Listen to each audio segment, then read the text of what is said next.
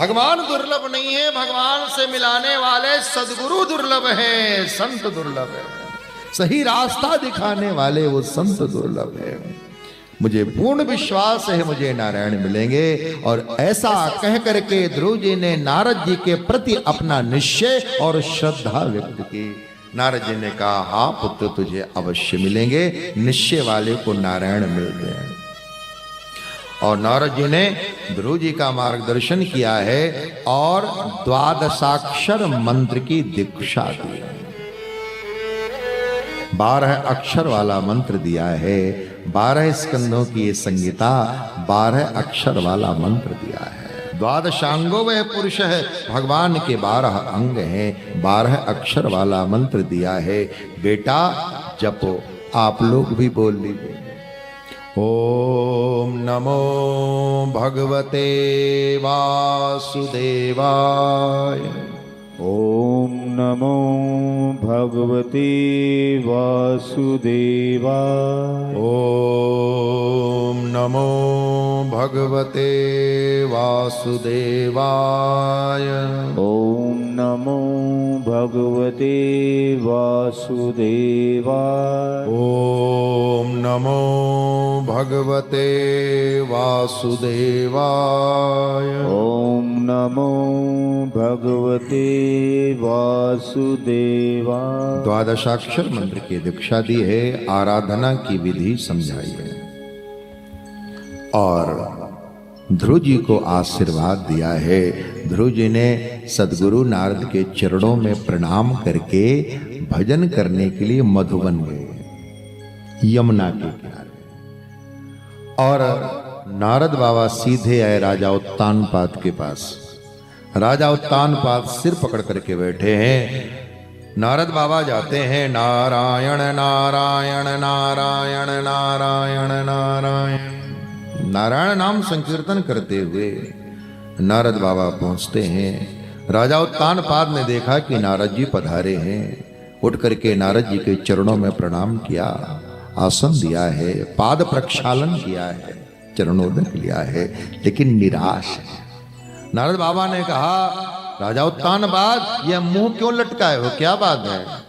राजा उत्तानपाद ने कहा, नारद जी मेरा बेटा मुझसे रूठ कर चला गया है। मैं सुरुचि के बहकावे में आ गया, वो मेरी गोद में बैठना चाहता था, मैं इसके कारण लाल को गोद में ना ले सका, मुझसे रूठ कर चला गया। नारद जी ने कहा, राजा उत्तानपाद रूठ करके नहीं गया, वो भगवत प्राप्ति के लिए गया है और वो भगवान को प्राप्त करके ही वापस लौटेगा। पर सुनो राजा, यह उम्र तुम्हारे वन में जाने की है, ना कि तुम्हारे बेटे की। तुम्हारा बेटा वन में गया है भगवान की प्राप्ति के लिए और तुम यहाँ भवन में हो। बेटा वन में और तुम भवन में, शोभा देता है। राजा उत्तानपाद अपने आप को धिक्कार रहे हैं और कहा कि जैसे ही मेरा बेटा लौट कर आएगा, समय रहते सत्ता के सूत्र सौंप करके मैं वन में चला जाऊंगा। नारद जी ने कहा, वो अवश्य लौटेगा और भगवान की प्राप्ति करके लौटेगा। नारद जी गए। यहां मधुवन में ध्रुव जी ने तपस्या का आरंभ किया है। पहले महीने में यानी प्रथम मास में हर तीसरे दिन केवल कंद मूल फल खाकर तपस्या कर रहे हैं। 3 दिन में एक बार कंद मूल फल खाते। या महाराज अगर एक बार भोजन ना मिले तो देखो,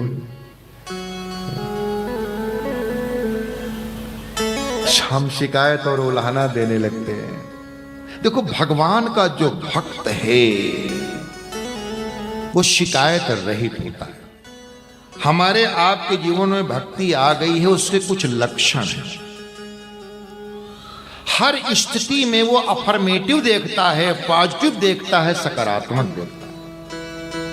और इतनी करुणा होती है कि औरों से अगर गलती हो जाए तो भी करुणा की दृष्टि से देखता है, उल्हाना शिकायत की दृष्टि से नहीं देखता। अपना मानता है, इसलिए उसमें प्रेम है, करुणा है, शिकायत नहीं। सुदामदेव ने कोई शिकायत नहीं। इतनी विपन्नता के बाद, इतनी गरीबी के बाद, और वहां जब द्वारका जाते हैं तो प्रसंग आता है कि द्वारपालों ने कैसा कैसा किया, लेकिन कोई शिकायत नहीं, भगवान से जाके उल्हाना नहीं दिया कि द्वारपालों ने। भगवान का भक्त अभिभक्त होता है और शिकायत रहित होता है, शिकायत नहीं, उल्हाना नहीं।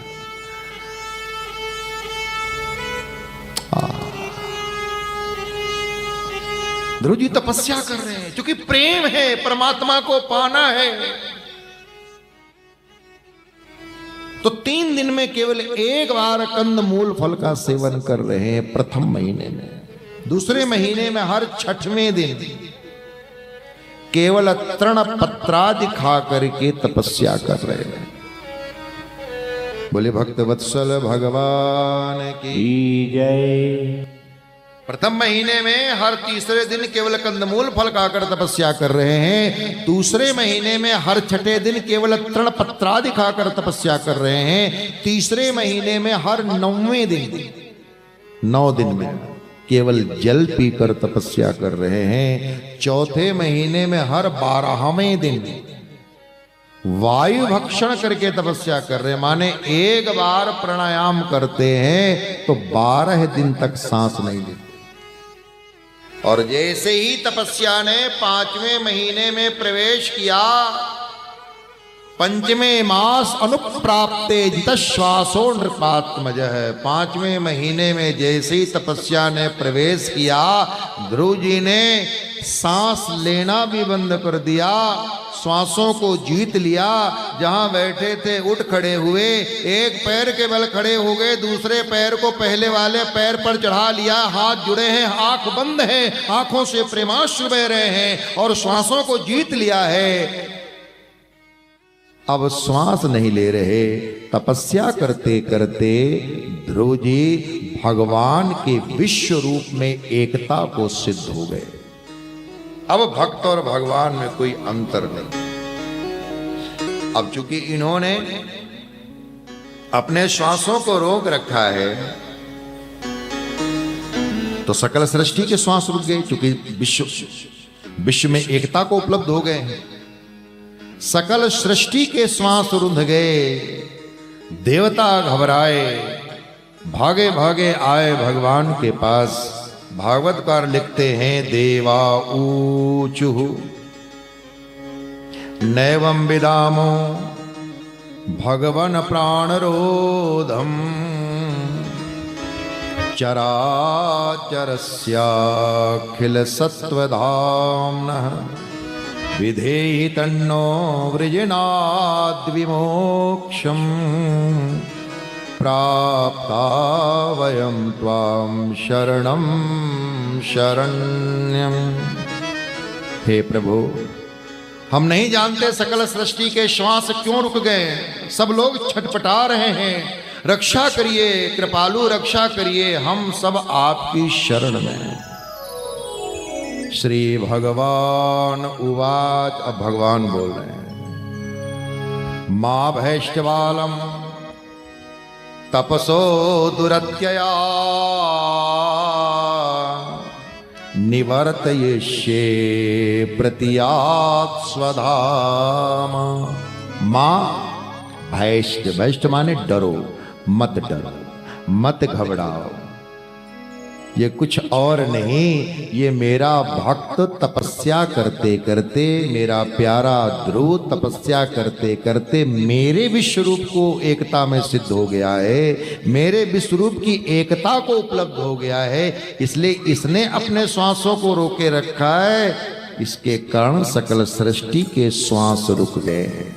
अभी जाता हूं, अपने भक्त बालक को कठिन तपस्या से मुक्त करता हूं। और भगवान गरुड़ में आरूढ़ होकर के मधुवन में आते हैं, दर्शन देने ना अपने भक्त बालक का दर्शन करने।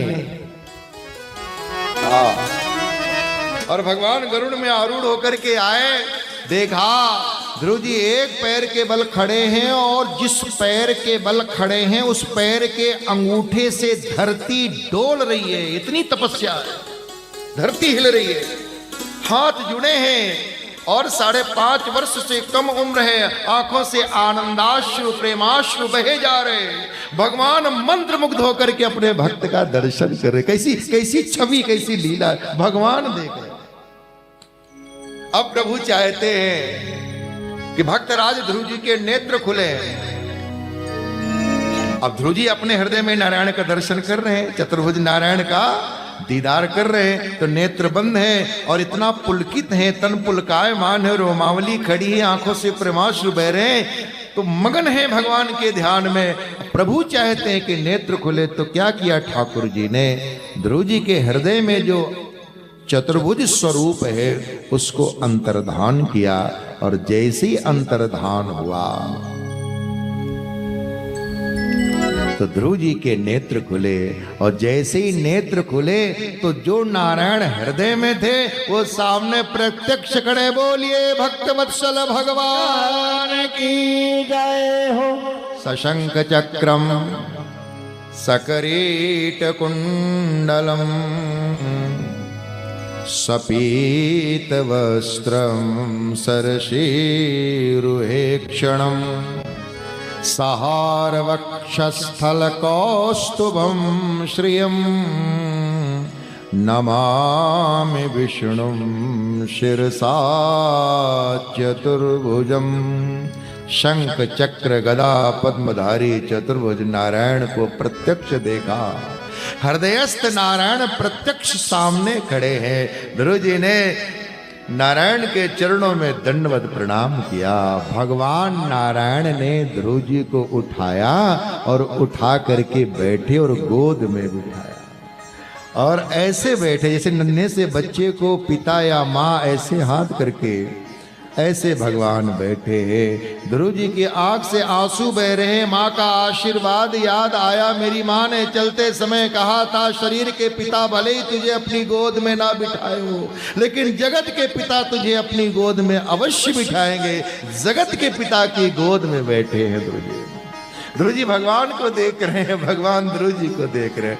अब 5.5 साल की कम उम्र है, बालक ही है। सुन रखा है कि भगवान की स्तुति करनी चाहिए, पर अभी तो विद्यालय गए नहीं, गुरुकुल गए नहीं, तो पढ़े लिखे है नहीं। भगवान अंतर्यामी समझ गए कि बालक मेरी स्तुति करना चाहता है, तो भगवान के वरद हस्त में शंख को जैसे ध्रुव जी के कपोल में स्पर्श कराया, मानो बीणा वादनी सरस्वती ध्रुव जी की जिह्वा पर नर्तन करने लगी, और ध्रुव जी ने भगवान की दिव्य स्तुति की है। एक श्लोक सुनाते हैं आपको बस। योऽन्तः प्रविश्य मम वाचमिमां प्रसुप्तां संजीवयत्यखिल शक्तिधरः स्वधाम्ना अन्यांश हस्तचरणश्रवणत्वगादीन् प्राणान्नमो भगवते पुरुषाय तुभ्यम। दिव्य स्तुति किया। अब भगवान कहते हैं, श्री भगवान उवाच वेदाहं ते विवसिता हृदि राजन्य बालक तत्प्रयच्छामि भद्रं ते दुरापमपि सुव्रत। यहाँ भगवान सुव्रत कह करके संबोधित कर रहे हैं। अब सुव्रत शब्द को आप नाउन के रूप में भी ले सकते हैं और एडजेक्टिव के रूप में भी ले सकते हैं, माने नाम के रूप में भी और विशेषण के रूप में भी। जैसे हर माता पिता अपने बच्चों का नाम रखते हैं, वैसे जगत पिता ध्रुव जी को सुव्रत कह के पुकार रहे हैं। ये सुव्रत शब्द भागवत जी का है, तो नाम के रूप में सुव्रत कह करके पुकार रहे हैं, और विशेषण के रूप में हे सुंदर व्रतधारी, हे श्रेष्ठ व्रतधारी। राजकुमार, तेरे मन में जो इच्छा है, अभिलाषा है, वेदाहम, मैं जानता हूं। तुम राजा बनना चाहते हो, तत्प्रयच्छामि, मैं तुम्हें राजा बनाता हूं। भगवान कह रहे हैं वेदाहम, मैं तुम्हारी इच्छा को जान रहा हूं। तुम जिस अभिलाषा से आए हो मैं जानता हूं। तुम राजा बनना चाहते हो, तत्प्रयच्छामि, मैं तुम्हें राजा बनाता हूं। कितने साल के लिए? 5 साल के लिए, 10 साल के लिए, 20 साल के लिए? नहीं, 36,000 वर्ष पर्यंत पृथ्वी का एक छत्र सम्राट बनाता हूं। लो महाराज, कहा थोड़ी देर के लिए नहीं बैठने दे रही थी सिंहासन में सुरुचि मां, और भगवान ने 36,000, जब भी भगवान देते छप्पर फाड़ के देते।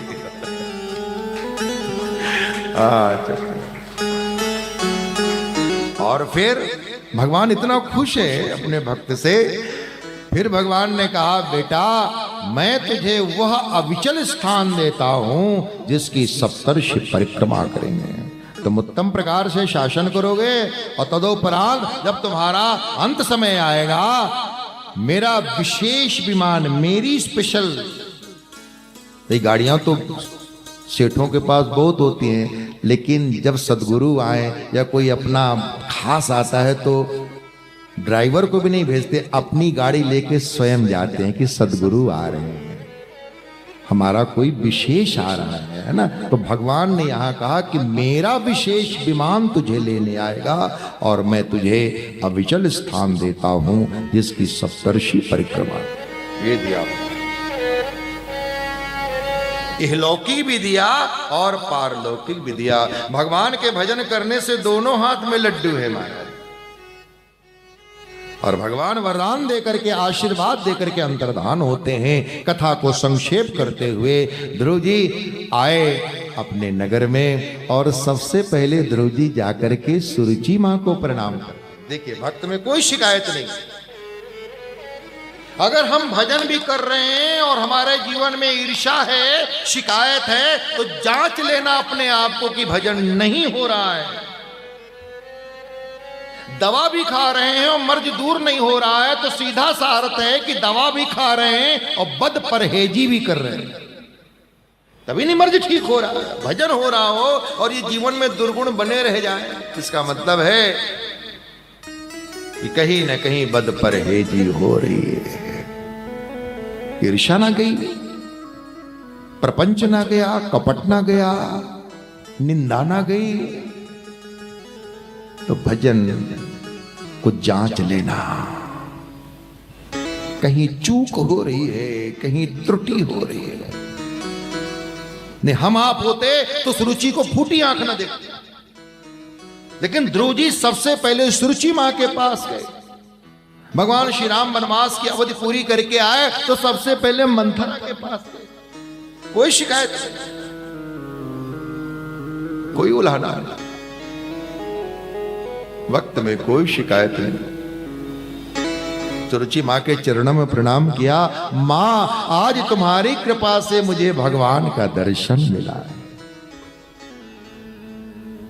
पिता के पास गए, पिता के चरणों में प्रणाम किया है। अब पिता ने हृदय से लगाया, गोद में बिठा, राम कीन्ह आपन मोहि जबहि, भूषण भुवन भयो मैं तब। भगवान ने क्या स्वीकारा, क्या अपनाया कि सारे संसार में पूज्य हो गया, सारे संसार में वंदनीय हो गया, आदरणीय हो गया। राम कीन्ह आपन मोहि जबहि, केवट ने यही तो कहा, नाथ आज मैं काह न पावा। आपने मुझे हृदय से लगा लिया, अपने चरणों का प्रक्षालन कराया, मुझे क्या नहीं मिल गया। नाथ आज मैं काह न पावा, मिटा दोष दुख दारिद्र दावा। बहुत काल में कीन्ह मंजूरी, आज दीन विधि भली बन बूरी। पिता ने हृदय से लगाया, आशीर्वाद दिया, गोद में बिठाया। अब अपनी मां सुनीति के पास गए, सुनीति के चरणों में मस्तक रखकर प्रणाम किया। मां ने हृदय से लगाया। कथा बड़ी मार्मिक है, भावुक है। समय आने पर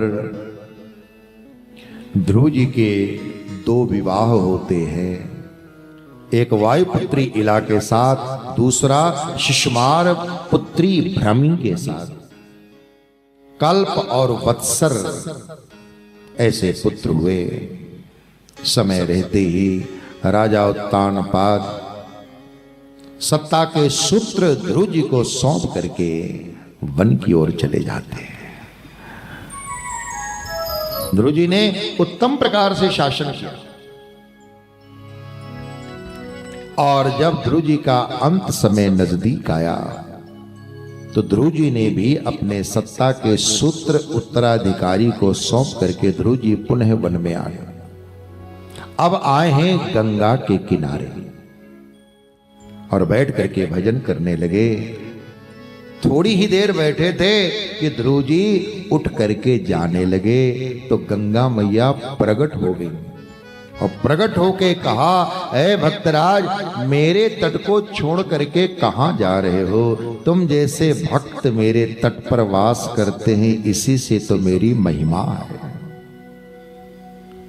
ध्रुव जी ने कहा, मां, तुम्हारा जो ये कलकल निनाद है, प्रवाह है, इससे हमारे ध्यान में व्यवधान होता है, इसलिए तट छोड़ करके घने जंगल में जा रहे हैं, वहां बैठ करके ध्यान करें। गंगा मैया ने कहा, भक्तराज, तुम मेरे तट को छोड़ करके न जाओ। रही बात आवाज ना करने की, तो मैं आवाज नहीं करूंगी, चुपचाप रहूंगी, लेकिन मेरे तट पर ही बैठकर भजन करो। और कहते हैं महात्मा लोग, ऋषिकेश में स्वर्गाश्रम के पास गंगा जी का प्रवाह भले ही तीव्र है, लेकिन उतनी आवाज नहीं है। ये ध्रुव जी की तपस्थली है, भजन कर रहे हैं। भजन करते करते जब अंत समय आया तब भगवान का विशेष विमान ध्रुव जी को लेने आया। और जैसे ही ध्रुव जी विमान पर बैठने को हुए तो काल की अधिष्ठात्री देवी मृत्यु मूर्तिमंत होकर सामने आकर खड़ी हो गई। मौत सामने आकर के खड़ी हो गई, स्त्री का वेश बनाकर सामने आके खड़ी हो गई। ध्रुव जी ने कहा, तुम कौन हो? मृत्यु ने कहा, मैं मृत्यु। ध्रुव जी ने कहा, तुम यहां क्यों आई हो? और सिर झुकाकर खड़ी है। मृत्यु ने कहा, भक्तराज, इस धरती का नियम है कि बिना मुझे कोई स्पर्श किए यहां से जाता नहीं। मैं सबको स्पर्श करती हूं, लेकिन मेरी हिम्मत नहीं है कि मैं आपको स्पर्श कर सकूं। अरे आपको स्पर्श करने की कौन कहे? मैं आंख उठाकर आपकी ओर देख भी नहीं सकती, लेकिन आपसे प्रार्थना करती हूं कि मैं आपको नहीं स्पर्श कर सकती, लेकिन आप तो मुझे स्पर्श कर सकते हैं।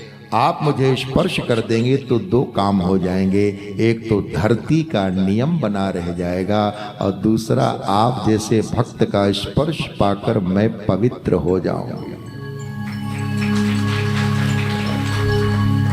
ध्रुव जी ने कहा, अच्छा ठीक है, और झुक करके बैठ जाओ। और ध्रुव जी मौत के सिर पर पैर रख करके विमान पर बैठ गए। यहां प्रमाण देते हैं, सुनिए श्लोक।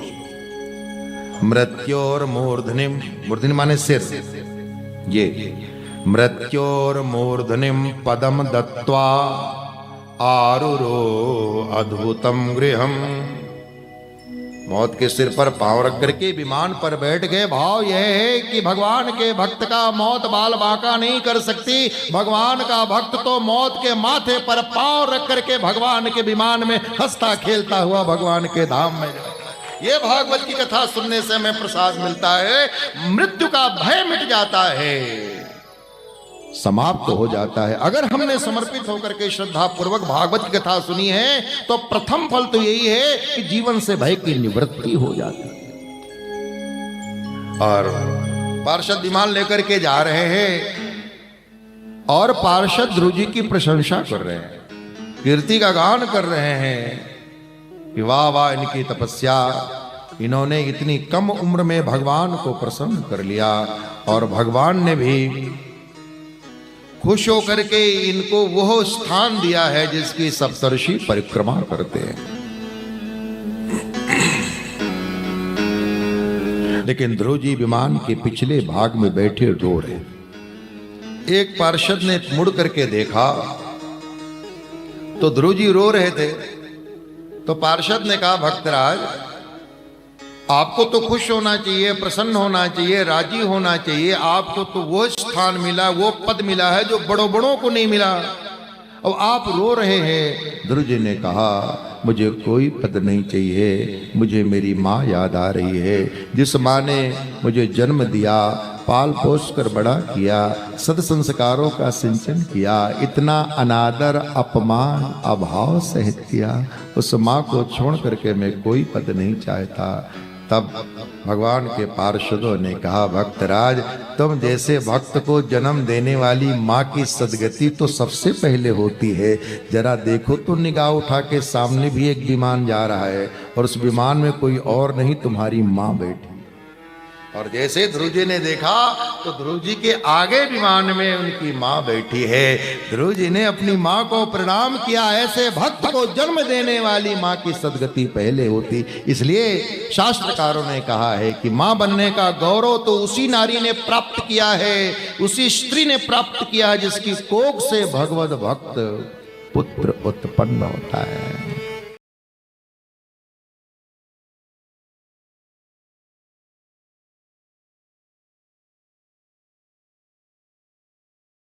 आनंद टीवी से जुड़ने के लिए आप हमें व्हाट्सएप करें 9277395752 पर।